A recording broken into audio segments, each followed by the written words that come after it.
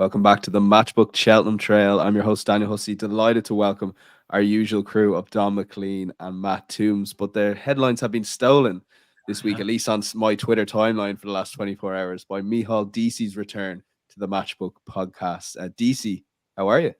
I'm very good. Delighted to be back. Cheltenham fever now. This is the week for it, really. Yeah. I was away for a while, but I've been buzzing out for this for a few weeks and can't wait to get back into it. Yeah, I think I underestimated your popularity. I get at least a message a week from someone going, "Why did you take Micheál Deasy off the podcast?" So they're delighted, I'm sure, for you to be back. I'm making your return on Cheltenham. I know this from working with you for a couple of years, that you love Cheltenham betting, but more importantly, for this show in particular, you love anti-post bet. I do, yeah, yeah. Like I'd be quite happy just to focus on Cheltenham for the whole year and just kind of, which I've been doing all this year, just watching Saturdays and I particularly after Christmas. I think Christmas really got me going, and the last few weeks now I've been just starting to dig back into it again and just try to peak in March like all the other Irish horses. Matt, yeah, DC makes his return. You've been looking forward to this as well, Matt. You had a night out with DC. Was it over the summer? Yeah, in the autumn we went over for the Munster National weekend at Limerick. Met up for pints with DC and Cork, which was great. And that's the sort of time of year people like me are really starting to think about it again in October. And now we're just had a fantastic weekend's racing at Cheltenham and an even better one in prospect at Leopardstown. So yeah, fantastic time of year now.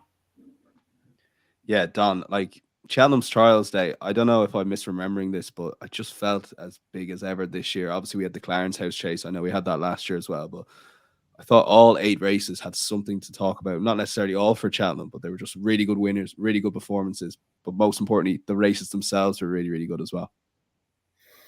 Yeah, no, it was a deep weekend, Dan. Everywhere really, Doncaster as well, and here in Ireland too. But yeah, look, Cheltenham was a headline fixture, and I think it didn't disappoint. You know, there were a couple of questions going into the weekend, and we got plenty of answers. Often on weekends like this, we get more questions than answers, but we got a few answers as well this weekend. Yeah, it was strange. We actually got the answers we were looking for a lot of the time. Yeah, and look, the Dublin Racing Festival coming up this weekend is going to be insane. We're going to have a podcast on Friday morning, so do check that out. We'll cover Saturday and Sunday's race, and then we'll be back with a special review purely of the Dublin Racing Festival. So we'll have a good hour to get into it with Donn and Matt. Before we get going, if you are watching this on the YouTube, do hit that like button, and more importantly, subscribe completely for free to our YouTube channel to get all the horse racing content, Premier League content coming up, and also the Super Bowl kicking off in 2 weeks. But we will start with the Cotswold Chase, and Matt will bring a trend in and give your take on the race here, because it was a bit of a messy race with the 4 finishers coming up after the last. But Capodanno was well backed, particularly in the morning, and justified that money in the end. Absolutely. Yeah, the trend was that since Looks Like Trouble did the double in 2000, all 53 runners, including 13 winners from the renewals at Cheltenham who ran in the Gold Cup, were beaten. With the doling out, it's usually run over just short of the Gold Cup trip, often on testing ground 6 weeks before the Gold Cup, and isn't the sort of prep that modern training methods dictate. So few of the absolute best staying chasers run in this anymore. The ground was better than usual this year. Looked a strong and fascinating renewal, really. You can make a case for all of them. Hussey gets a pass for this, stirrup broke, but the first 3 all ran promising races in different ways. Looked a stop-start sort of race. They really sprinted down the hill. That suited Capodanno, showed the best turn of foot. Looked like he'd win easily, having jumped the last. Having used his energy up, putting the race to bed, maybe he got a bit tired on the run-in. At the moment, he's only in the Ryanair, though he can be supplemented for the Gold Cup. In his novice campaign 2 seasons ago, Willie said that he was ridden too conservatively in the Broadway. The positive tactics really worked well in the 3-mile Grade 1 at Punchestown. They didn't get a clear run with him last season, but with Allahu out of the way now, I wonder if they'll try forcing tactics in the Ryanair. If Willie confirms that's his target, I wouldn't want to be laying the 13.0 in a renewal that lacks an obvious star, but the vibes are that the Grand National might be his main target of the spring. Theory, having beaten 162, rated the real Wacker 2 3/4 lengths, getting £3, should stay at about 159 for that, so I can see the attraction. The real Wacker got done for speed when the taps got turned on, then stayed on. Giving £3 to the winner comes out about the same. And afterwards, Patrick Neville was saying the ground was too slow and dead for him. It's officially soft in the Broadway last year. If he can improve on goodish ground, then he's got each way claims if the real Galloping Champ doesn't show up. I haven't torn up the anti-post chits quite yet. And Stay Away Faye got tap for toe as well. He stayed on, as you'd expect. He looked like he'd be better in a strongly run race where he could get opponents into a battle a long way out. You got a Racing Post rating of 162 for this. Horses with a chase RPR of 160 plus over 2 miles, 7.5 or further, 6 from 14 in the last 12 Broadways, 15 point, 105% profit. Top class form tends to get under bet. He's still available at 7.0 for the Broadway, which will tempt a lot of people. A definite contender, though I think he would be vulnerable if they go steadily. He does look a thorough stayer. Yeah, Don, what was your takeaway? I heard you speaking a bit on Racing TV yesterday about Capodanno, and it is interesting that it is more than likely looking anyway that the Grand Nationals is his target. But he might take the Ryanair on the way to the Grand National. That's the vibes I'm picking up at the moment. Yeah, it's kind of strange, isn't it, that he isn't in the Gold Cup, but he is in the Ryanair. Willie Mullins' lateral thinking. Well, I think he only has 2 horses entered in the Gold Cup full stop, Don, which I found an unbelievable stat. I had to double check it, but it's true. Yeah, like he started off last season as my Gold Cup horse, actually. And then that all went wrong. But on Matt's point about the Grand National, like he was pulled up in the National last year, but actually he ran well for a long way, and he had an interrupted preparation. He only made his seasonal debut in the Red Mills Chase at Goran Park in February, so it wasn't an ideal season for him last season. But he jumped the fence as well. He was right there, and he travelled pretty well to the Anchorbridge Road crossing. So I think the Grand National is definitely a legitimate target again this season. Yeah, I wouldn't have minded seeing him in the Gold. And look, he might be supplemented to the Gold Cup yet. We've a long way to go before we get there. Or like the Ryanair Chase, I do see him more as a stayer, more as I'm not sure that he'd have the pace for a Ryanair Chase, but as Matt said, 13.0, it's a pretty big price to be laying about him in a Ryanair Chase that's been blown wide open now, isn't it, with Allaho's defection. But I thought he did well, and his run at Leopardstown in the Savills Chase, that was a really good run, and we might have spoken about it at the time. He was around the inside for a lot of the way. I thought he did well. Like, look, Galloping Champion by 20 lengths, fine. But he and Jerry Calam had a good old tussle for the runner-up spot, and it was probably a run that went under the radar, at least when the prices were being framed initially. Maybe not in the end, because he was really well backed in the end. But he did it well. Stay Away Faye, I suppose they know now that it's Brown Advisory race. I'd like to see him going back to aggressive tactics and going back leading. Like he led all the way in the Albert Bartlett last season, more or less. I think front running tactics would suit him better. So maybe back down into novice company. That's going to suit him better. But yeah, I think it's going to be very interesting to see where Capodanno goes now. Like he's only just turned 8. He's only had 10 runs over fences. So because of his truncated season last season, he's still relatively lightly raced, and I think there still could be more to come from him. Yeah, DC, final word to you on this race? Yeah, there's not much more to add. The lads spot on there. Thought Capodanno was very good. I mean, he came wide of them coming around the final bend, coming up the hill, and won handily enough. I always thought he was going to be head for the National this year, but that performance at the weekend might give them something to think about. Yeah, and then we'll stick with you, DC, for the Jambon race. Well, obviously was beaten by Alexei de Nuts. What did you make of that? It was one of those where, wow, like there's so much happening in the race. A brilliant sit initially from James Bowen. It just felt like maybe he almost did too much to get back into it. If he had more time, obviously everything's easy in hindsight, but definitely not ideal preparations for a champion chase against El Fabiola. Yeah, but look, I suppose if you look at it another way, after the amazing sit, like he gave up loads of ground. It's probably the first time the Jambon has ever really jumped badly as well. I always had him down as a really good athletic jumper. You know, that was a big strength of his, and he got back up. He was only just beaten. Elixir de Nuts is a fine horse as well. I know Jambon was long odds on and should be beating them all day, but things just didn't work out for him. And I wouldn't be completely writing him off. I know it's just bad optics. It's a very disappointing run, but it's the first time Jambon has ever really jumped badly. I wouldn't say that he's completely gone at the game. El Fabiola has been on to clout offence like he did at Leopardstown last year, but he got back up to win it. So, there's a bit of a disaster there from on the day, and Nicky was a bit spiky when they were asking him about the mistakes he made.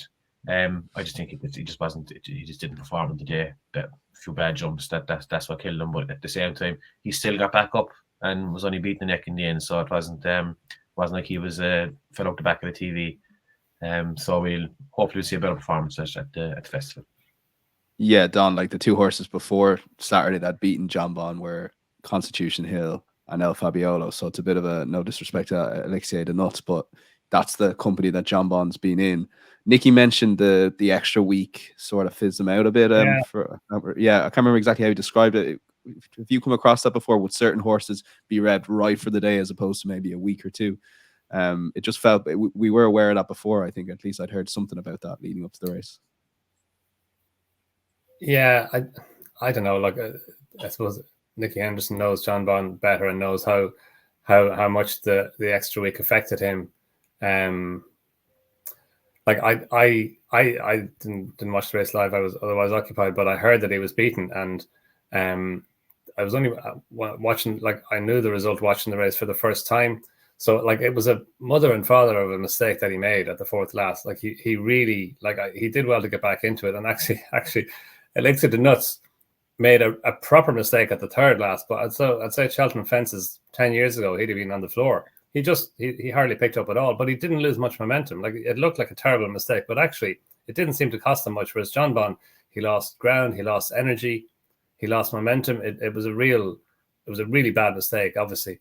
And even so, he still got back up and up on the outside of Elixir de Nuts. And I thought, I heard afterwards that people say maybe if James Bone had waited a wee bit longer and delivered him on the run in, he might have won. And you can easily argue that point. But he traded at 1.1 in running, and going to the last, if you'd backed Jonbon, you would have been happy that he got back to where he was. And if he jumped the last a wee bit better, he could have moved over onto the inside and made Elixir de Nuts switch. So look, and then he was coming back at him going to the line. So you can argue a case for Jonbon, especially if the extra week did mean that he wasn't at absolute concert pitch for the race.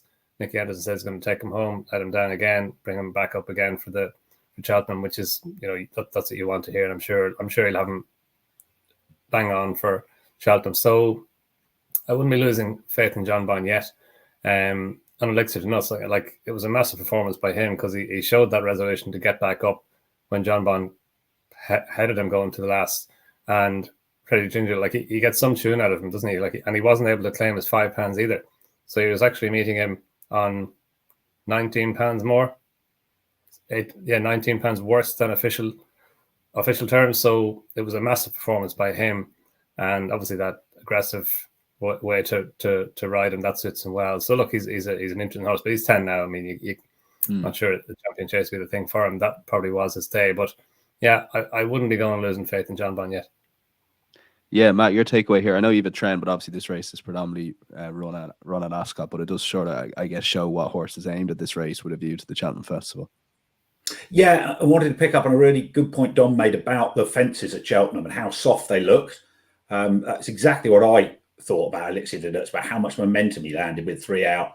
I'm not getting the rights and wrongs of that, but from a punting point of view, if you've got a chaser, especially a novice who's been jumping the stiffest Irish fences, been a fast but chancy jumper, it's important to factor in that they're more likely to get away with a mistake at the festival than they are in Ireland. A horse like Hunter's Yarn comes to mind.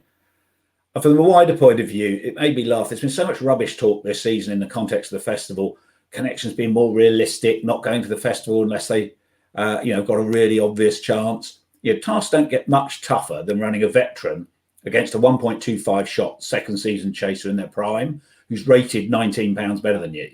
Yeah, I love the Tizzards and the Twist and Davis. They're prepared to give it a go even when the odds are stacked against them. And that's what elite sport is about. Too often in racing, we hear the mantra that it's better to win a smaller race than try and upset the odds in the big race. As Donn said, this will be Elixir de Nuts' day in the sun, but I'm delighted for them all that they got it. Yeah, and even, well, look, I heard a lot like we should scrap the Clarence House because it's been run at Cheltenham with less prize money and El Fabiolo's not there. And I think the race we got in the end proved that you still need to run these big Grade 1 races because they are big races in the calendar, and I don't think you should just miss them because we've lost a weekend's race. And you mentioned, Matt, you set me up nicely for aim the horses at the best races possible. Donn, Lossiemouth, firstly, how impressive she was. Like, I think we need to always sometimes take a step back and appreciate an unbelievable performance. But with a view, obviously, look, realistically, she's going to mares. I don't want to go down the road too much, but it's the program that sets that up. And I wouldn't really necessarily blame Rich Ritchie or Willie Mullins for that.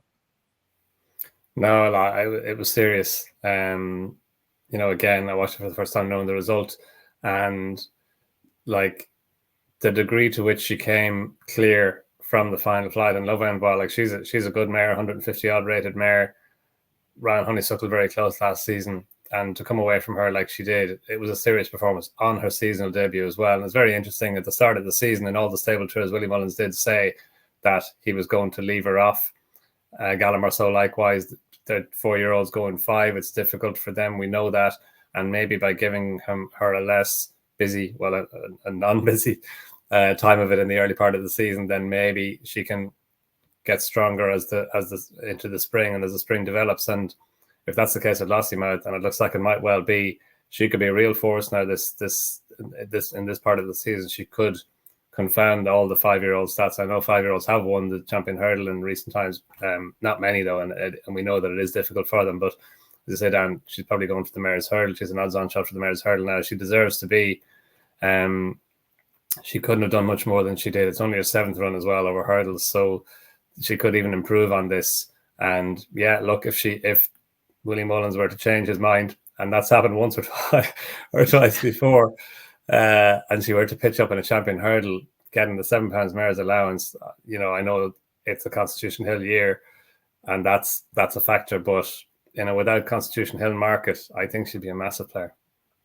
Look, she could still defect if anything happens, touch wood, with Constitution Hill, or even Stayman for Mullins to maybe have one go at Constitution Hill. Dees, your thoughts on Lossiemouth?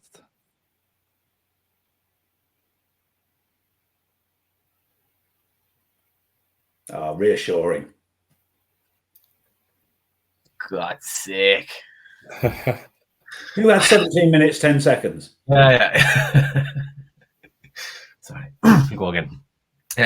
I don't think there's a hope that she'll run in the Champion Hurdle. I think that the Constitution Hill have to come out and State Men have to come out, and I don't think that's going to happen.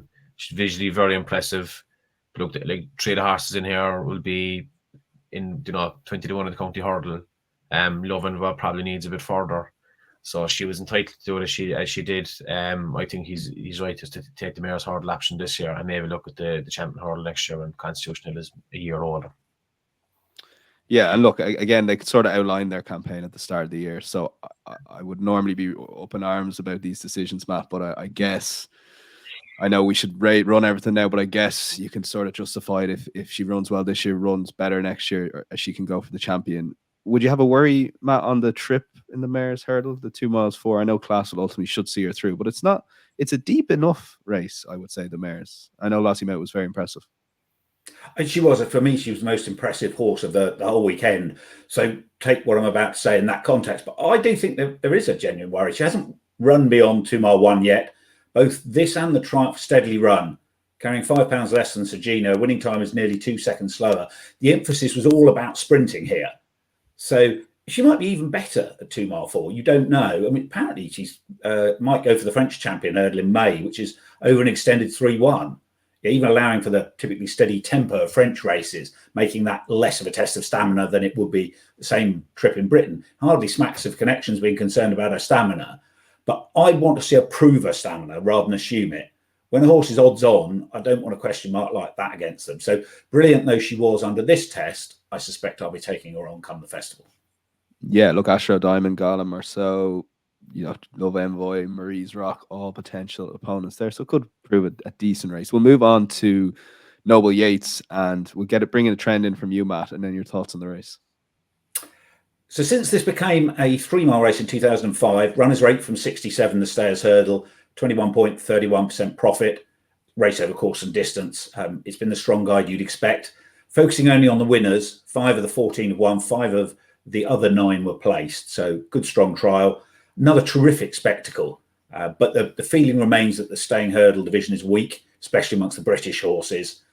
Last season, Noble Yates was 4th in a Strong Gold Cup, then 4th in the National off 166. So He's obviously going to be a big player here if he could transfer that ability to the smaller obstacles.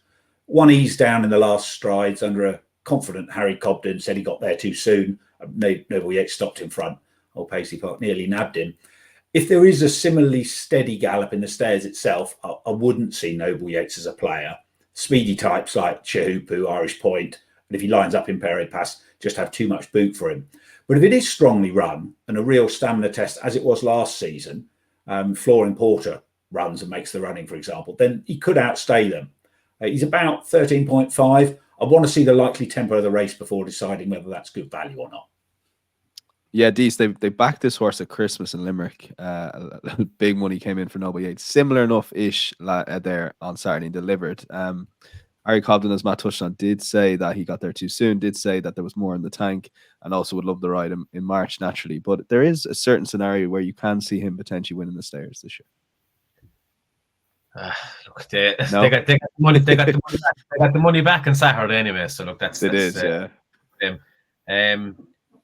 It is a weak enough division. It's crying out for a star, and he definitely has a chance if he runs to his ability. But I think that I think there's other horses out there that probably have better form than him, and he's probably correctly priced for the Stayers now. But yeah, like, I mean, it was a belter of a race, and even just seeing Paisley Park and strong leader flashing down the outside, thought they'd catch him, and you could see that once he saw the horse coming his outside, he just kept going a little bit there, and that kind of woke him up. But it was a good race, good performance, and another bit of genius by Emmett Mullins getting him back to being a 3-mile staying hurdler. Yeah, and another member of his family, Willie Mullins, having monkfish over the weekend. Dees, you're on as notoriously big prices for the Stayers, but say someone coming into the race now, do you still think there's juice in monkfish's stayer hurdles prices at the moment? Just if he turns up, like at this stage now, he's, if you want to back him down or no bet, go for it. Like, but there's as much chance that he'll go for the Gold Cup as there is for the Stayers hurdle, and I probably won't go in again until I know his target. Again, he's a fragile horse as well. He's plenty of injury problems, and you forget how big he is. I saw him there the last time. You've seen the pictures of him even in the paddock, and he's just towering over everything that was there. So I'm happy enough from what I'm on, and I'll wait and see. And look, he'd be a tough race for him to win. I think he'd probably need a lot of things to go right, but he said, no, I'm dining out in the value for another few weeks, and I'll be happy if he comes third. Yeah. Well, Matt did have a trend, and it's up to him now if he wants to bring this in or not. Yeah, I know. The Galway hurdle, Stayers hurdle trend. We'll have it running down on screen here, Matt. Runners from the Galway hurdle in the Stayers hurdle are 0 from 35. Yeah, that does include 9 winners. It was a real slog, wasn't it? Yeah. The mud lover, the Devil's coachman, barely going forwards as he crossed the line. So Monkfish was much the best on the day. And again, he's a bit like Noble Yates, I suspect. He would want a real test of stamina, and then you could steer him out staying them. But as Deasy said, Shrewdies are on at big prices. Now wait and see, unless you're betting non-runner no bet on the day, because I don't think he's going to shorten that much from here. And if the race looks like shaping up as a real test of stamina, particularly if there's plenty of cut in the ground, then he might be a bet on the day rather than now. Yeah, Donn, I sort of have them in the same category, Noble Yates and Monkfish. Your takeaways from those two performances? It was great to see Monkfish back and doing what he did. I'm not sure the race took a whole lot of winning in the end. The Devil's Coachman was obviously really well backed. He underperformed.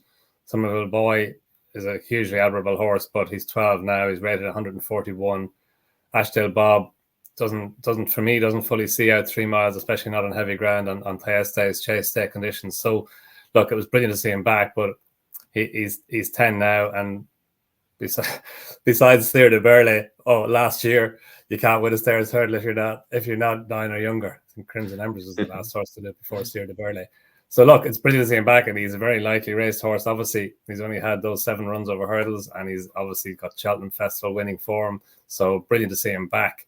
But yeah, I'd hold fire on him for now as a Stayers hurdle prospect. And in the Cleve hurdle, like they just raced around in a little bunch the whole way. The first 5 finished within 3 lengths of each other. Brilliant again, as Deasy says, Noble Yates and Emmett Mullins, more Emmett Mullins magic.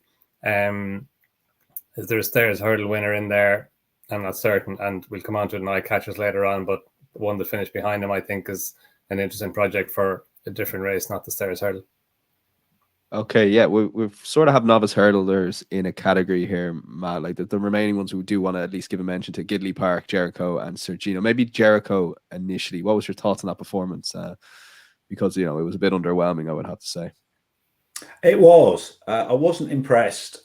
He looked like he had a real turn of foot in his 2 previous runs, so you wouldn't obviously think the steadily run tempo was against him, but he's probably trying to sprint away from better opposition. What worried me watching the race in real time was he didn't look all that straightforward. Even going out in the final circuit, I thought he was having a think about it. I rewatched it back and I wasn't quite as sure. Didn't jump that well. Head carriage wasn't ideal. So I think he's either a little bit green still, or he's a bit quirky. And either way, that doesn't look like a supreme winner. That they go a strong pace in that, and you've got to be a bit battle hardened and tough. He wasn't put in the Bearing Bingham, where you get a bit more time to get organised. Might actually have suited him better. So at this stage, in what looks very open novice hurdles, he's one I'm looking to oppose. Yeah, your thoughts on Jericho, Donn?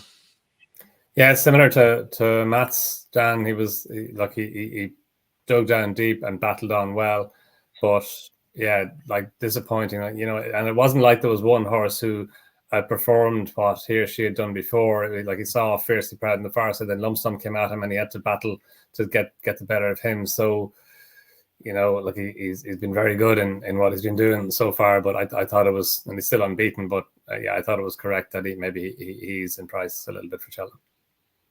Yeah, Deasy, your takeaway there. I thought it was interesting. Mark Walsh went over to Doncaster to ride Jericho, suggesting possibly it's his supreme ride, all things going well. But if that's the case, it was a little bit underwhelming. Yeah, look, I'll just take the contrarian view to say, like, look, at least we've seen that he can battle back, and he didn't just give up. I think John Bond, he had two kind of tough enough races like that now, where he had to work hard to win before Cheltenham, and he ran fine there. Look, he was big reputation, big talking horse, and he just wasn't up. But he still won, I suppose. He just wasn't expected tackler as we were expecting, but he got the job done, and he's probably about the right price now. He was definitely too short in the betting for the Supreme. Is a bit of a correction there now, and he could still very close in the day. Okay, yeah. Well, another horse that we touched on there, Matt, Gidley Park. Bit of trend on his race, and I'll get Don's takeaway first here on him. Yeah, he was another one I was a little bit disappointed with. They had a big reputation coming into this. The trend is that since its inception in 2005, it's produced 4 Albert Bartlett winners, 2 Bearing Bingham winners, but the last were in 2013. Used to be the strongest novice hurdle run in Britain before the festival, typically. Often on testing ground, it was a test of stamina, and then the Albert Bartlett horses used to outstay the Bearing Bingham horses. Richard Lyman did it to Basinius Maguire, Tidal Bay, and that Fisher's Cross did it to the new one. He had a big reputation, a bit keen, a bit novice at his obstacles. I thought he might get swallowed up, a bit like Deasy was making the point with Jericho de Reppin. At least he showed a good attitude and toughed it out to get back up. But they went steadily, and he just didn't look like he'd have the boot for a Bearing Bingham. Harry Fry's now considering the Albert Bartlett as well. I wonder if it's next season over fences we'll see the best of him. There are a couple in behind that are interesting. Lucky Place, finishing second for the 4th time in 5 starts under rules, but his attitude looked fine. He's now qualified for the Class 1 and 2 handicaps. Time may show his 3/4 of a length second to Golden Ace trying to give him a stone is good form. The Winter Second Insurrection was well beaten off there. He's up £5 to 137, but that may still be a workable mark. And Johnny who looks a thorough stayer, wouldn't have been suited by this steadily run race.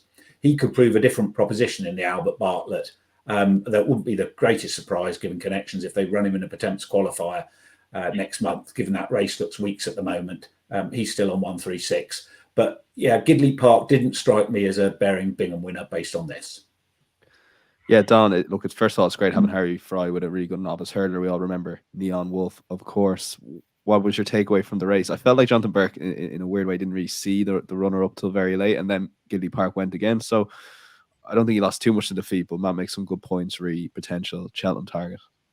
Yeah, look, very similar to Matt, actually, Dan. Like he wasn't wholly impressive. He showed a good attitude. He battled on well. He remains unbeaten under all codes. But like, I'm not sure that the race took a huge amount of winning in the end either. Like Antrim Coast obviously underperformed. Johnny, who like he's a real stamina. We saw in the shallow hurdle, he's all about stamina. He was staying on at the end of the shallow, which is a stairs race, and he'll be better suited by stepping out and trip. And he was within 6 or 7 lengths of the winner. So Gilly Park, what he did was what he needed to do on the day. You would have liked to have seen him doing it a wee bit more easily than he did. And in fairness to him as well, he was away from the stands rail. Like he had to do his running out towards the centre of the track, which is never ideal or rarely ideal at Cheltenham. So look, he battled on well to win, but I think he's going to have to step forward a fair bit on this form if he's going to be involved at Cheltenham. Yeah, Dees, before we move on to Eyecatchers weekend review wise, there was obviously Gidley Park that we touched on. Sergino, anyone else you want to give a mention to? You have to catch me down always. I was reading my case for Gidley Park. I know. I just say, look. I suppose one thing they'll take over that race is that they'll know that they don't want to be hitting the front too soon with him. That like if there was a bit, if they were close to the line, lucky place would have gone past him and won that race. And he looks a massive horse as well. I'd say he's a right big horse. So maybe the chasing will be what makes him. Yeah, I think we kind of covered everything else really there. I thought Ashford Diamond was very good, and it was great to see not Eyecatcher, but Annual Invictus win that Great Yorkshire Handicap Chase. Good old buddy of mine. Usually on I think the Betfair Hurdle days when he won last year, and there's something I was looking forward to again. But glad to see Chris Gordon winning, and the young fellas, Freddie riding him. Yeah, no, shout out to him, of course. Donn, quick word maybe on Sergino. Sergino, he was so impressive in the opening race at Cheltenham. He was, yeah. No, he was really good. And as Matt said earlier, he clocked a faster time than Lost Him Out did. Yeah, look, to beat Burdett Road as well as he did, like Burdett Road, he was Triumph Hurdle favourite before the race. He's a 100-odd rated horse off the flat who can jump hurdles, and it was a turn of foot. And Harry Cobden gave him the similar ride to the ride he gave him last time over towards the far side in the home straight, and showing his turn of foot there. But Sergino was very, very impressive. Like he really quickened and came away from his rivals. And to beat Burdett Road by 10 lengths, that was it. I think Burdett Road has an entry in the Champion Hurdle as well, didn't he? Like they put him in it just in case something happened to Constitution Hill. I guess that's how highly regarded he was, and he finished second, a little bit ahead of Milan, But no, Sergino, everything about him. It's only his third run as well. It's only his second run for Nicky Henderson. Interestingly, he's not a novice. He won a listed hurdle at Otay back in April, but he still can run on the Triumph Hurdle. The quirk of the hills. Yeah. But no, he's serious. He deserves his position at the top of the Triumph Hurdle market, I think. The Donnelly's bought the horse he beat that day as well, Salvatore Mundi, and he's with Willie Mullins, and I think he's entered in the juvenile hurdle at the DRF at the weekend. So they bought up the two of them. They knew we were getting there. So I see Matt nodding his head there. Matt, I was going to bring you can touch on Sergino and the trend for that race, but maybe looking ahead to the Dublin Racing Festival, I guess the picture will be clear on the Triumph probably this time next week. I think that's a really important point, Daniel. If you're looking to back Sergino, and I was really impressed with him, he could be bigger than the 2.5 years at the moment if there's an impressive winner of the spring. Which is the best trial for the Triumph. The Finesse has been a pretty good trial amongst the British races, certainly. Winners 3 from 15, 5 of the losers have been placed. Runners are 0 from 28 in the Fred Winter. It's generally been the case with the graded juvenile races in Britain. The Adonis being the only exception, hasn't been a good guide to the Fred Winter in the way the Irish graded juveniles have, 0 from 28. So just be a bit careful with looking through the also-rans here. Just on Burdett Road, maybe he's the type that sprints off a steady gallop, but doesn't quicken off a stronger gallop. More Hurricane Fly than Rooster Booster. Perhaps the horses he was beating in the press were slowing down on the running, which flattered him. But I was really amazed with how he got left for dead here, given the pace he showed over hurdles on his first start. So really impressed with Sergino. The vibes are good from Nicky Henderson, who's won the Triumph several times. And I think he's the most likely winner of the Triumph at this stage. Okay, we'll move on to our Eyecatchers section. We didn't get a chance to mention Jade DeGrugy, but fully deserves her place near the top of the Mares Novice Hurdle betting. We'll go to you, DC. Just a couple of Eyecatchers you wanted to give a mention to. Now, Embassy Gardens is a horse we're going to talk about with the Brown Advisory and National Hunt Chase. And if you are listening, you can go to those timestamps now for those previews. So maybe just cover your first one here. Yeah, I just thought he was unbelievable again at the weekend. He's such a good jumper and a good traveller. He just has a real engine, and I see why they'll go for the 3 mile 6 race, but I just think he should be going the road advisory. I'd say he'd have a right crack off it. I loved his last 2 runs, and again, like he was long odds on at the weekend, but I just think he's really good. I think he has everything for it, and I think the Brown Advisory is probably a better race, a more prestigious race anyway in my eyes, and I'd love to see him in it. But as Willie said, he's favourite for the 4 miler, and if a favourite for a race, you should run on it. So, and the other one that I had was Fugitive in John Bond's race. Now, if you watch back just the closing stages of the race as they're coming around the hill, he's a distant fifth and absolutely swimming. And he flies home again in the manner that he always does. He just makes up loads of ground in the straight at a distance that's probably shorter than ideal for him. I think he has won over 2 miles before, but this was top level stuff. And again, he's going to run a big race at the festival again, whenever he ends up. And I think he's 34.0 for the Ryanair at the moment. I could see him hitting the frame in that. Okay, Fugitive and Embassy Gardens for Dease. Donn, you have 2, and I guess if you were being asked to name the top 5 for the Cleve Hurdle, I would suggest most people would go with the other 4 horses. And the other one they wouldn't mention, I think, is Strong Leader, who ran pretty well there to finish 3rd. Yeah, I thought he did really well, Donn, to finish 3rd. Like he made a really bad mistake at the second flight. And I mean, I know it's early in the race, but still it did knock him from a nice position. And then he made another mistake. You couldn't really see it that well on the camera, but he was towards the far side. I think it was the 4th last, just when they were starting to pick up. He was left behind with the quick and down the hill, and then he stayed on really strongly on the near side to get up for 3rd. A couple of things on the run. First of all, it was his first run over 3 miles. He's totally unexposed over 3 miles. Like he ran in the Supreme Novices Hurdle last season. In fact, I think he was best of the British trained horses. He finished 9th behind Marie Nacional. But he stepped up and tripped. He ran over 2.5. This is his first attempt over 3. It was his first run in cheek pieces as well. And it was probably a career best performance. So it just means that they've got options with him now. And I'm not sure Cheltenham is his track. He's run really well at Aintree in the past. He finished 2nd behind In the Pocket in the top novices hurdle last season. And he won a novices hurdle there at the December meeting last season as a novice. So he goes really well at Aintree. He's not in the Stairs hurdle. He's got the option to run the Coral Cup maybe, but I'd love to see them put him away and train him for the Liverpool hurdle. At 3 miles, Aintree, cheek pieces back on, keep him fresh for that. That would be the race I'd aim him at. But I think there's more to come from him over 3 miles. And the other one that I want to just mention is Bioluminescence. She won the Mares Maiden Hurdle yesterday at Punchestown. It was a really good performance. She's just a raw green mare, and it looked like she was not that she was in trouble, but it looked like Pagan was traveling better than her running around the home turn. And as soon as Mark Walsh just asked her, gave her a squeeze, she's gone on again. She picked her ears going to the last. She won by 3 lengths in the end from a really interesting newcomer of Henry de Bromhead's in Therese. That was her first run on the track. She won a point for Colin Blow. So she's another one probably just to keep an eye on as well. But Bioluminescence, she won by over 3 lengths in the end, but she won with much more in hand than that. And the form of her previous runs is working out well. She finished 2nd behind Junta Marvel in a bumper at Limerick last March, and Junta Marvel then went on with a grade 3.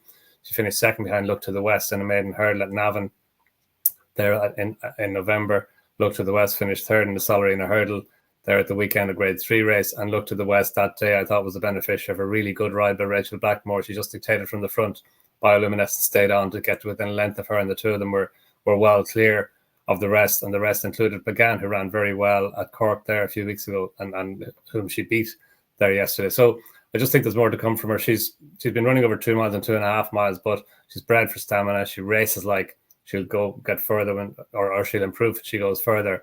And Gavin Cromwell kind of said that afterwards as well. He said she was a 3 mile chaser in the waiting. So, you know, she does have an entry in the Mares Novices Hurdle at Cheltenham, but I don't think 2 miles, even an extended 2 miles of that race, and you normally have to stay further than 2 miles to win it. But I still think that might not be her thing. Maybe the 2.5 mile Novices Hurdle at Ferry has the Honeysuckle Hurdle that Gavin Cromwell and JP McManus teamed up to win that with Jared's Girl. I think that was Gavin Cromwell's first grade 1 winner, actually. So maybe 2.5 miles in the spring, that will suit her. But she's a mare to keep an eye on as well going forward. Please God, maybe going over fences as a staying novice chaser next season. Okay, bioluminescence, maybe one long term, as Don touched on, and strong leader for Ollie Murphy, perhaps will be aimed at the Liverpool hurdle at Aintree. Matt, you've got 2 Eyecatchers for us. Yeah, the first one's a bit different in that it was an Eyecatcher I didn't actually see, which is what was eye-catching about it. A few years ago, when Jigginsdown was in its pomp, used to be occasional disagreements between O'Leary and Elliott about targets. O'Leary makes the decisions, and so the horses get declared for the races he wants. They don't always run in them, though. Sometimes they give a little cough or get a stone bruise and so can't run, have to be rerouted to the race Gordon wanted to run them in. 4 qualifiers to go, 46 horses qualify for the Potemps final. This stage, it's shaping into a weak renewal. One of the few horses that look really interesting is Farouk Delane, who Deasy tipped up at huge odds for the Broadway on the show a couple of years ago. Gone very close, but for coming down 2 out. He is ground dependent, needing lots of cut, but he's 150 over hurdles in Ireland, £4 below his chase mark. Could easily be 160 horse given his conditions. Be fascinating to see what mark he gets in Britain. He'd probably have top weight in the Potemps final, but side of Burley and Fingal Bay both won off top weight in recent years. Side of Burley off 152. He could outclass them if the ground is testing. As he is ground dependent, he's one for the notebook rather than backing anti-post at around 21.0 now. And the other one's San Felicien, who was touted as a champion hurdle horse 2 seasons ago when he first came over from France. Hammered into favouritism for the Coral Cup off 149, but flopped there, was off for 612 days. Ran in strong beginners at Navan on his comeback runs this autumn, jumped sideways left at the business end when third to Facile Vega, then second to Indiana Dreams. So running right-handed on bottomless ground at Gordon didn't obviously look his conditions, but he jumped much straighter, and despite taking a fierce hold, wasting loads of energy, he was only beaten 3.5 lengths by the fragile but talented Tactical Move. Promising tracks like Spanish Harlem, Arctic Brestle, Home My Lord, well beaten off. So if his jumping issues have been straightened out, then he could be ready to fulfill his potential. It's rated 147 over hurdles in Ireland. Should really be £8 to £10 lower than that over fences. Be fascinating to see what mark the BHA handicapper would give him if he was entered for something like the Plate. Gordon produced the Storyteller to win the Plate off 3 chase starts, albeit he ran a Grade 1 novice. So wherever San Felicien pitches up in a big handicap, he'll be of interest. Okay. Fakir du Delaine and Saint Felicien for Matt, those Eyecatchers. We'll move on to the Brown Advisory. So this is where we're going to focus on 2 Cheltenham races per week, and we want to link them as much as we can. So Brown Advisory and National Hunt Chase. We'll start with the Brown Advisory / Broadway, Matt. But for you, if you want to read out a trend, and then I'll read out prices. So a couple of trends here. The first one is that runners from the previous season's Albert Bartlett, 6 from 22, 35.158% profit. The 6 winners finished 1P, 1-4, P1 in the Albert Bartlett. I'm always forgiving of a novice not taking to that tough test. So you should be looking at all the runners, not just Stay Away Fair and Affadale Fury, who fought out the finish. Sandok again, 3-card Bragg, Chambly Kid, Favour de Champdu, Monty Star, Embassy Gardens, Zadalco Bihu, Corbett's Cross are all entered. And the second trend is the last 21 winners had all finished in the first 3 in a Grade 1 or 2 novice chase, except for Mike Bite, who's going to win the Cortez Star and falling at the last. Being battle-hardened over fence is a big advantage in the Broadway. Experience in good chases is important. Horses arriving off a couple of runs in small races have a bad record, which is a negative for Monty Star, who looked really raw last season. It's going direct to the festival after just 2 runs in beginners' chases. They were both strong beginners' chases, but they've been steadily run affairs on testing ground. Big ask for him to be streetwise enough for the likely strongly run race on a sound surface in the Broadway. Henry's happy to send his novices to Cheltenham off 2 runs. Manella Indo arrived having also just run in 2 beginners' chases, just touched off in the Broadway by Champ. So you can look at that and argue he ran really well, or argue that the prep got a future Gold Cup winner beaten. But of the 4 level weights novice chases, this is the one where my view's most embryonic. I want to see what happens in a 2 mile 5 Grade 1 at the Dublin Racing Festival at the weekend. So I'll leave the lads to tip on this one. Okay, DC, I'll just read the prices out. Grange Clare West 5.5 favourite, currently Factor File 6, Stay Away Face 7.0, Grey Dawning 8.0, Monty Star 13.0, same prices. Embassy Gardens, Corbett's Cross 15.0, could still go here. Gaelic Warrior probably won't go here, 17.0. Hermes Alen 21.0, Nick Rocket at the same price, and Affadale Fury, just because Matt gave that a mention because of last year's Albert Bartlett 34.0. Over to you, Dees. Yeah, I'm glad to say that neither of my selections meet any of Matt's trends. So that's a good start. And I was the one who picked this race. I didn't realise that we were going to do it the Tuesday before the Dublin Racing Festival, which will turn this completely upside down. But I'll give a quick run through the top runners there. So I think Grangeley West is probably a worthy favourite. I thought he was very good. When I watched him first at Christmas, I was like, has he beaten much there now? He's beaten Flooring Porter and Corbett's Cross, didn't jump at all. Watched it again now over the weekend and last week, and I was just really, really good over his fences. He's a classy horse. I think he deserves. He's the right price. Fact to file, can't have him. Don't think he's a good enough jumper. He won easily at Christmas, but he doesn't make ground at his fences. He just put in too many kind of stinky jumps, and I saw at the weekend he's favourite now ahead of Grangeley West. You have to kind of take into account that Willie said he might go all the way to the top, and that's going to be factored into his price. But I wouldn't have him second favourite for this. Stay Away Faye then is third favourite. I think he's correctly priced. I think he should probably be second favourite. He's very good this year, as we mentioned earlier. He's a Doris there. And Grey Dawning then at I'm not sure, he's about 8.0. I texted Matt this at the time. I thought that Grey Dawning's win against Apple Away was probably one of the most impressive novice chasing performances anywhere this year. I know that the story of the race, that Apple Away and Broadway Boy, killed each other with taking each other on for the lead. But if you look at it another way, like I watched the race, and it's not like Grey Dawning. They were 10 or 12 lengths ahead, and they were. He was never distant. He was never completely cut away from him. He just kind of sat in behind him, a couple of lengths behind him, and when it came to it, he was able to just run away from them, just went past them and was just gone. 14 lengths. He's come in here now. He's had 4 nice runs. I thought he's been good all season. I thought he was very good beating Goyard Dominion. I mean, that's a fair old performance as well. The juice has gone out of his price. I think he's probably correctly priced, but I give him a serious chance in this. I think that he's definitely one that I'll be backing on the day. The other one that I'm putting up at a big price is Nick Rocket. I know Matt flagged him there a few weeks ago, but I watched that race at the start of the season where he finished fourth to Corbett's Cross, 3-car brag in Monty Star. That was the first race at Fairley House at the start of December, and then the car was a brilliant race. And it's beaten 5 lengths, but if you actually have to watch back the race again to see that, like, he was right there coming to the last, and he just got squeezed out. He was nearly went outside the jump. He got back in, but he lost all his momentum, and he was just ridden home then by Townend. So I kind of forgive him that. If you go back to at the end of last season, he won again at Fairley House at the festival. He won the Paddy Keogh Suspended Ceilings Novice Hurdle. He beat the company Chardon by 15 lengths, and Parmenion was actually the favourite there for William Mullins. That was Paul Townend's right. So this was Nick Rocket was their second string, and he absolutely destroyed them. It's a race that's been won previously by Bran, Album Photo, Acapella Bourgeois, who all ended up in this race. Now I know there was talk that he'd go for the 4-miler, but I don't think he's qualified for that now. I don't think he's running his 3 races or his race over 2 mile 7. I suppose there's time for that. But the thing that kind of really got me onto him was his win on New Year's Day at Fairley House. Now he was very short odds. He was 2-7.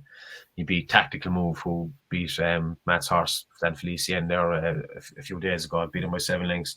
But if you watch from 6 out in this race, there's great side-on shots of the fences, and they're going along at a nice pace.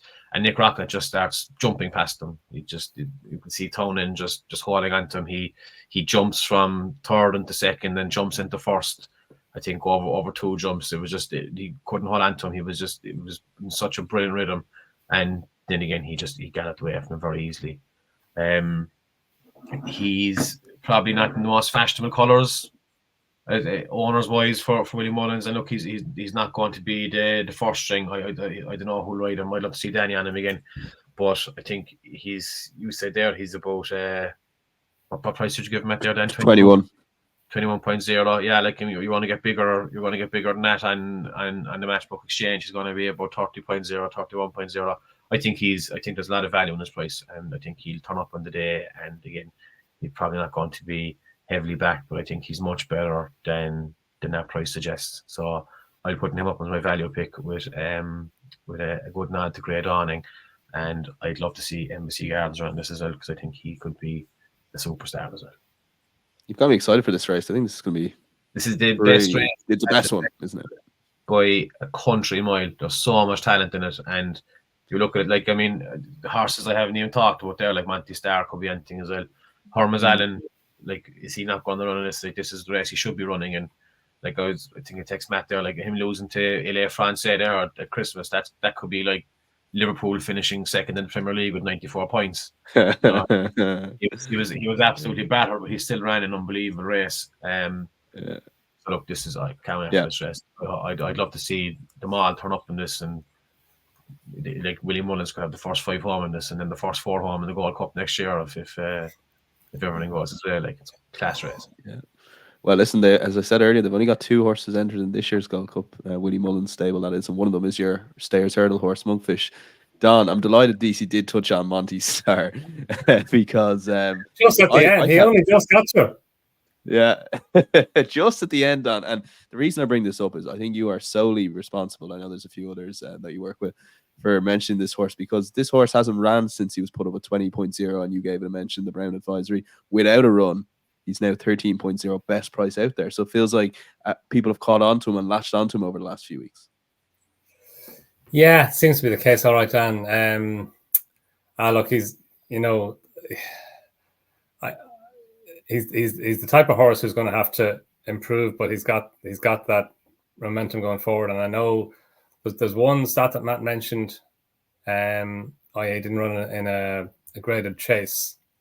And look, those stats that Matt comes up with, I I always have a look at them. I go, geez, I hope the horse that I fancy is fitting into these. And that's obviously a concern. But he won a Grade 3 in Obviously Hurdle last season, and like that beginner's chase that he ran in at Ferryhouse and Hatton's Grace Hurdle weekend, that, you know, everyone said it at the time. It was a graded race in all but name. The first 4 home, including Micheál's Nick Rocket in behind in 4th, and look, there was nothing between them on the run on the run between the final 2 fences. It was a hell of a race between them all. Corvus Cross ultimately came out on top from 3-card Bragg, but Monty Star ran a big race. He's shaped like a horse who would improve for further, and he did improve for further last time when we wanted to get a chase of punches, and he beating 3-card Bragg. 3-card Bragg was sent off a pretty short price against him. And look, you can argue 3-card Bragg didn't have the run of the race, as in he was in front and he maybe didn't enjoy it. But Monty Star's jumping was so good. He was able to make ground on 3-card Bragg. Rachel Blackmore was able to just allow him ease back into it. He was conserving energy the whole way. He picked up well. He went to the line strongly. And take Matt's point on his experience. He doesn't have the experience of a rough and tumble race, and that's a fair point. But he's run in big fields over hurdles. That was a 13-runner race, that beginner's chase. And he's just all the while, it seems to be improving. And Henry de Bromhead, like, he knows the type of horse that he is. He knows if he's going to need another run mentally to bring him forward again. And he seems to be happy that he doesn't need another run. So he races in the Barry Maloney colours as well, same as Monolly, his half brother. Monolly finished second behind Presenting Percy in the RSA chase as it was then. So he's got the pedigree for it too. And look, it's a hot division, as the lads were saying. You can see Grange Clare West. Like I thought he surprised me anyway the last day. To me, he hadn't put two good runs together. He's a little bit fragile in my mind. Maybe he isn't, but that's what his record suggested to me. But he was very good the last day, and Factifal was very good as well. But there's a chance one or both will run in the Grade 1 Novices Chase now at the weekend. And I don't think it's a bad time to be backing Monty Star, who's not going to run in it, because however the race pans out, I don't think his odds are going to be extended as a result of the race on Sunday. But if one or two of the horses higher than him in the market for the Brown Advisory, if they underperform, then his odds could contract. So I don't think it's a bad time to be getting involved with Monty Star here. I fully agree with Micheál on Grey Dawning. I'd prefer him to stay away from the British horses. Like, I know the Warwick races we discussed at the time, the front two went very fast early on, but he was so good, and he finished second behind Ginny's Destiny at Cheltenham in December at the December meeting. He would have won probably had he not made that really bad mistake at the second last. He did very well to get as close to Ginny's Destiny as he did, and Ginny's Destiny obviously enhanced the form on Saturday by winning the big time form race, a really competitive race. So look, it's going to be a tough race, but yeah, I think Monty Star is the type of horse. He might remain under the radar because it looks like he's not going to run between now and then. I don't mind him going there as a fresh horse. He was pulled up in the Albert Bartlett hurdle last year, but the fact that he ran at it, that ticks that stats box. And I think Black Line was pulled up in the Albert Bartlett as well, and maybe Boston's Angel too. So it's not a negative that he was pulled up in the Albert Bartlett. You can bounce back from it. So yeah, I think Monty Star is a big player here. Yeah, and it goes back to what we've always said, Don, and when to pull the trigger. Look, maybe having this discussion before the DRF, it may be a good time to look at some of those prices. Nick Rocket, the horse for DC, with him obviously an honourable mention to Grey Dawning and Monty Star for Donn. And Matt, we'll go to you first on the National Hunt Chase.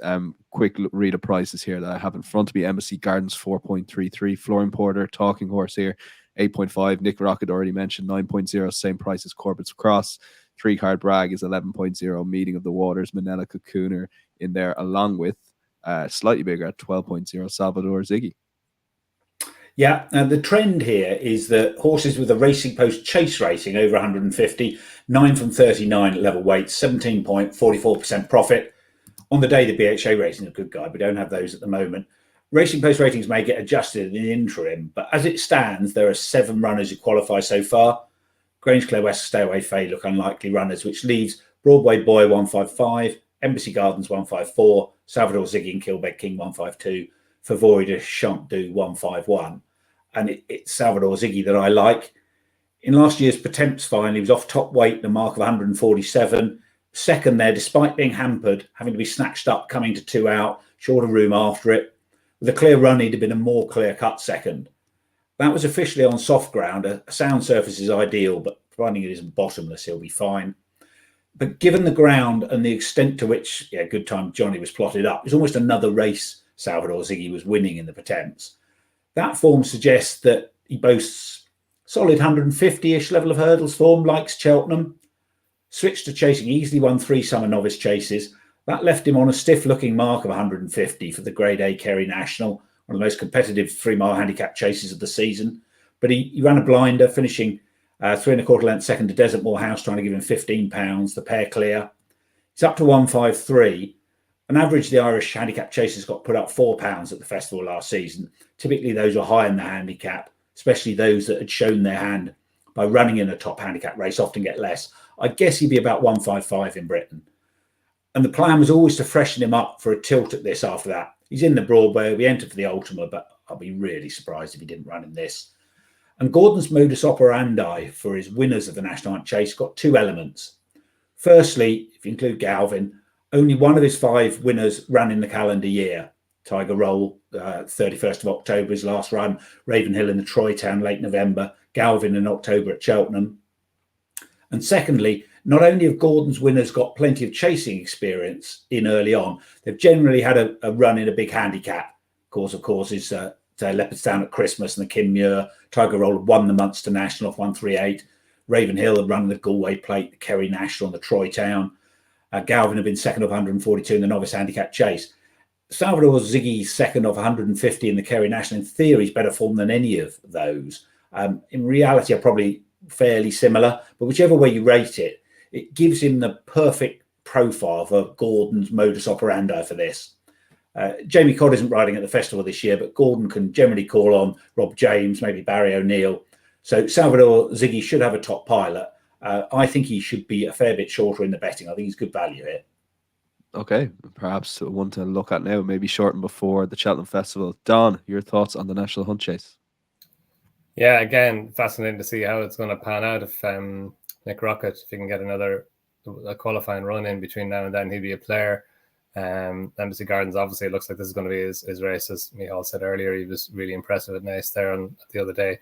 But I think Flooring Porter has been a wee bit overlooked. Like he's a top class horse. I know he doesn't have that kind of that potential because he's 9, but he's still an underexposed staying chaser.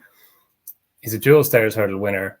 He won at the Cheltenham October meeting on his debut this season as Chasing Bow. It was a really impressive performance. He beat Broadway Boy that day, and he beat him well. And maybe Broadway Boy has improved since then, but he beat him seriously, impressively. His jumping was very, very good. He's been beaten twice since then, but there are excuses for both in my book. Obviously, an obvious excuse in the Florida Pearl Chase, he was going right-handed. He doesn't go right-handed. He started jumping out to his left. He was annoyed, or at least his attention was grabbed by a loose horse, which didn't help him, and he kept going to his left. So you can allow him that. And then last time at Leopardstown, he went around the inside. Now he jumps to his left, so there's nothing Keith Donoghue could have done. He was right to go around the inside, but it probably wasn't the best of the ground. Grange Clare West came up the outside and raced a lot wider than him throughout, and he went in winning the race. So I think you can mark Florian Porter up a little bit on that. It's interesting that Gavin Cromwell put him in the National Hunt Chase, but not in the Broadway. And he has him in the Stairs Hurdle as well, and that's still an option. But it looks like the National Hunt Chase is his preferred option. I think back at Cheltenham, he's won 3 of his 4 races at Cheltenham. He jumped the fences on the old course at the October meeting well, and he's back on the old course in the National Hunt Chase. And I think the step up and trip as well to 3 miles 6, that can't be a negative for him, or to almost 3 miles 6. I think that's going to be a positive for him. And a little bit better ground, getting into his rhythm in front, and again going around the inside, that should be a positive for him, unless the ground is bottomless on the first day, which is unlikely. So yeah, I think Florian Porter, he's 9 years old now, but this race has been won by a couple of 10-year-olds in the last couple of years, so I wouldn't worry about his age. He's still likely raced as a chaser, and yeah, I think he's been a wee bit overlooked. Okay, before we bring Deasy in, Matt, you've a theory on Florian Porter, or you're not 100% sure he's going to go to National Hunt Chase? I think he's still entered in the Stayers. There's the Ultima as well, which sort of intrigued you, didn't it?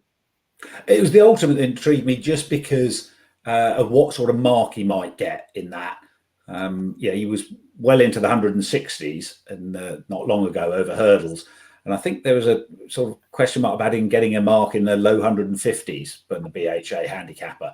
If that did happen, then he'd be really interesting. And that Ultima racer's got a good record of horses like him, Untitled Chapter, Holywell, Wichita Lineman, who are high-class hurdlers, possibly not quite as good as him, who were novices running in that off much lower marks. I think it's quite unlikely, but I definitely have him on my radar if that's where he does go.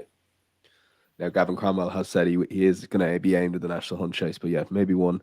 Look, trainers have lied to us or got it wrong before. Deasy, National Hunt Chase for you? 3-card Bragg. I just watched back that race that Monty Starr beat him. I think Monty Starr just had a bit too much pace from jump past him. I think 3-card Bragg is just a door stare. I think he'd need 3 mile 6.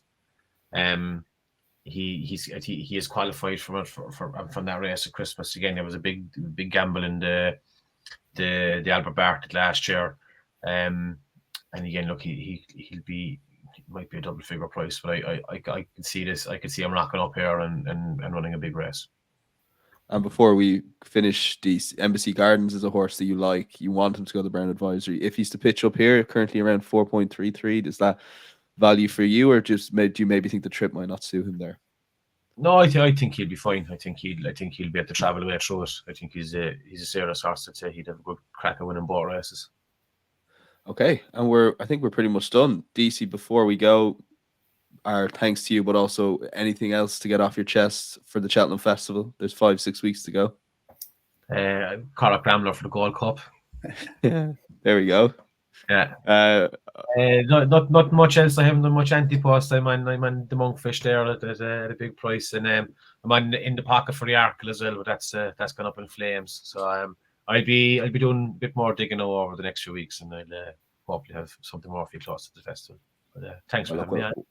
No worries, we'll have you back. We'll have you on. Something to do with our Cheltenham content, please, God. But my thanks to Micheál Deasy. As I mentioned at the top of the show, myself, Donn McClean, and Matt Toombs have a long hour ahead of us next Tuesday, reviewing 17 races at Dublin Racing Festival, lads, from memory. 17, 18. 15, 16, that's it. Anyway, it's going to take a while, but we very much look forward to that. Is it 16? Is it 8 a day? Yeah. eight a day, so 16 races. So look, we'll take the mares out and maybe make it 15. But my thanks to Donn, Matt, and Dees. Dees, final word there. I was going to say, how many races do you think Willie Mullins is going to have the first 3 home at? I looked at a novice hurdle. I can't remember what it was, and he had 6 of the top 7 in the betting. It was absolutely outrageous. Yeah. Look, what can you do? He'll have more than 10 winners, I'd say, at the weekend. The good thing, though, he does run them against each other. So I remember last year, Danny Mullins had a Klondike. So don't always look towards the number 1 Willie Mullins horse. Look down below the number 1 as well.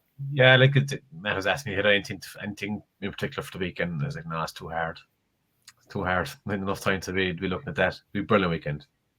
But yeah, it's for Willie to find out who his Cheltenham horses are. So I think it is an opportunity. If you do have a strong opinion on an outsider, back it. So watch all the favourites come in over the weekend. But yeah, we'll be back Tuesday, all being well. Keep an eye on our Matchbook social channels for this week's podcast. And if having a bet, Andy post or throughout them on the Matchbook Betting Exchange, enjoy it. Let's hope it enhances the viewing, but please do so responsibly. Bye-bye.